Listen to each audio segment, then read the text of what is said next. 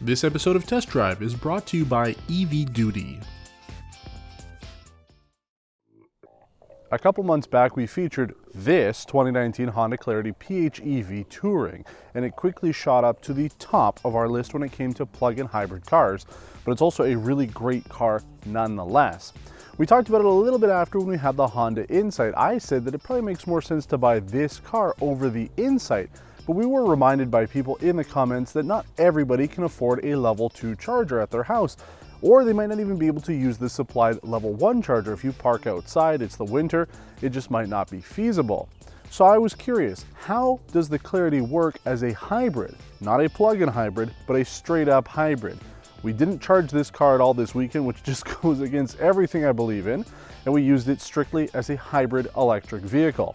So we're going to be going over some of those numbers because I think it is interesting to see that this car is still much more efficient than a regular, say, Honda Accord, and could still be a good replacement for you even if you literally never plug it in. The whole point of this car is to save fuel. You want to spend less time going to the gas station, and that's essentially all we've done this weekend. Again, it just doesn't feel right to me. Hurts my stomach thinking about it, because the whole point of it is to save fuel, and I'm not doing that because I want to show you that this can still be an effective hybrid vehicle even if you aren't able to plug it in. And the reality is there's never a situation where you cannot plug it in unless you live somewhere that just doesn't have charging stations, and for whatever reason you can't have your own. You should be able to plug this vehicle in. First of all, the level 1 charger that comes with this can be plugged in pretty much anywhere that has a regular outlet. You can use an extension cord if you can't reach it. It is a very short plug that actually comes on the Clarity. Some of the other plug-in hybrids that we've tested come with much longer cords, but the point is you can have an extension cord. So whether you're at home, maybe at the office, wherever you are that has a plug that you are able to use it, you can still charge it up even a little bit. And then here in Quebec, there's tons of places to be able to plug it in, even if you don't have the facilities at your house. Malls, restaurants, shopping centers, things like that all have charging stations, or most of them do. So you have the opportunity to be able to plug it in there. But one of the things that we heard in the comments was, what do you do if you park your car outdoors? Well, you can still use level 2 chargers outside. In fact, our EV Duty smart home charger can be used indoors or outdoors. It's a waterproof, weatherproof system, so you can have it installed out of your house so you can plug your car in even if you don't have a garage. So it's not necessarily impossible to use this car as a proper plug-in hybrid, but I was just curious, how efficient can it be if we don't plug it in? And how did we do? 4.7 liters per 100 kilometers. That's what we did with the hybrid Clarity here. We put it in HEV mode, which essentially uses the battery or whatever's left in it as much as possible and mixes in the gas, obviously, because it doesn't have enough battery to use it fully electric. 4.7 liters per 100 kilometers. Not bad at all. Very similar, in fact, to what we saw when we did the Honda Insight. So again, you get a slightly bigger car because of tax rebates. This car gets up to $13,000 if you buy it here in Quebec.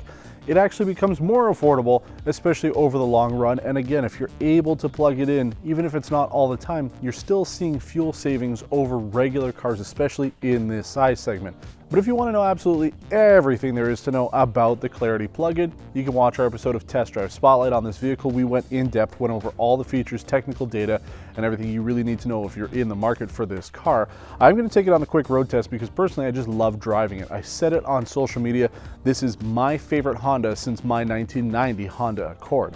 It just has that futuristic feel to it, the build quality that I expect from Honda, and something that's a little bit different than your typical car. So let's take it on the road, talk about how it performs as a hybrid electric vehicle, and then we'll wrap up this episode of Test Drive Garage. Well, I'll treat you guys to something a little bit that we did not do on our last driving segment. I'm pretty sure we're going to go in sport mode, 0 to 100. Oh, not a ton of acceleration off the line. You can just hear the CVT, 100. Oh, yeah, not quite as good as you might hope. It's interesting, if you use just the electric motor, it picks up pretty quick. You have all that torque, instant torque, pick up speed pretty quick and you're good to go. Not so much if you hammer the acceleration down, it kicks on the gas motor and it's just not quite the same feeling. You're not really going to be needing that much power. Honestly, even in econ mode, which is the way that I always keep this car anyway, you have more than enough power to get up to speed, to be able to pass people, things like that. You don't ever have to worry about it. So you don't need to have it in sport mode, and you certainly don't need to floor it in order to get things going. but we are in sport mode. We have the gas motor going. It's just a different car when you're not using the battery. It's really strange.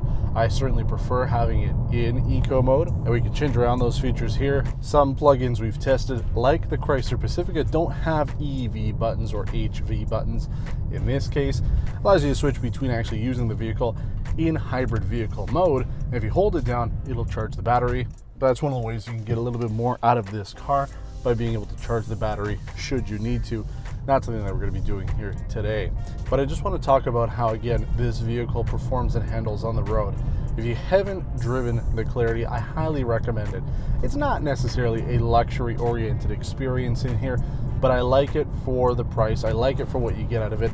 The interior here, simple and straightforward, nothing too confusing. It's not state-of-the-art. Navigation system isn't all that great. We talked about that. It works, but you do have Android Auto and Apple CarPlay, so just plug your phone in. You'll have a much better experience.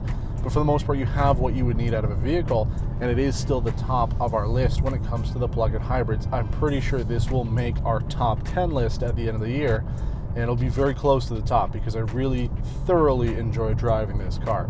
I'm kind of weird when it comes to this stuff. I know a lot of other journalists just absolutely love sports and performance and going as fast as you can. I like it too, but I also like being fuel efficient, and in this case, there's really nothing else that beats it for a plug-in hybrid. It just gets what you need done, and you don't have to worry about it. And that's one of the things that a lot of people talked about in the comments is, I can't charge it. I can't be able to plug it in all the time. And that's why we're doing this video here today. Why I'm sacrificing myself using up as much gas as I can. I hate it. But 4.7 liters per 100 kilometers, that works out to 50 miles per gallon US. And it's also the exact same number that we did with the Honda Insight. It also did 4.7 liters per 100 kilometers during the entire week that we had that vehicle. So again, if you're looking at the Insight, maybe go for the Clarity, even if you don't necessarily have the infrastructure yet. If you can't install a charger at home, maybe they'll be available down the road. Maybe they'll change the technology in a way that you'll be able to integrate it better into your house. But as it is right now, this does the same as the Insight. It's bigger than the Insight, has all the same features as the Insight. Why would you not get this over the Insight? I would. There's no question about it. This makes more sense as a vehicle. And even if you aren't charging it, it still just works much better for fuel economy than pretty much any other hybrid out there.